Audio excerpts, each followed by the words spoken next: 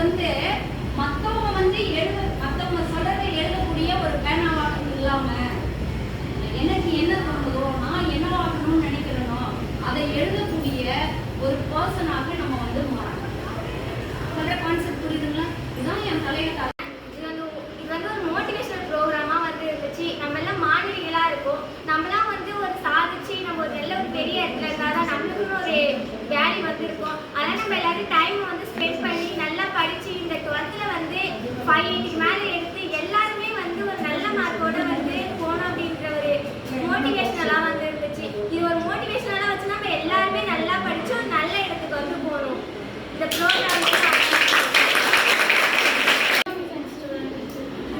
கிளாஸ்ல இருக்கிற பசங்க எல்லாரும் என்ன படிக்கிறதுன்னு தெரியாம இருந்தாங்க. இது மூலமா அவங்களுக்கும் ஒரு ஃபியூச்சர் இருக்கு, எனக்கும் ஃபியூச்சர் இருக்கு. இந்த ப்ரோக்ராம் எனக்கு ரொம்ப பிடிச்சிருக்கு. அண்ட் ஒருத்தவங்களுடைய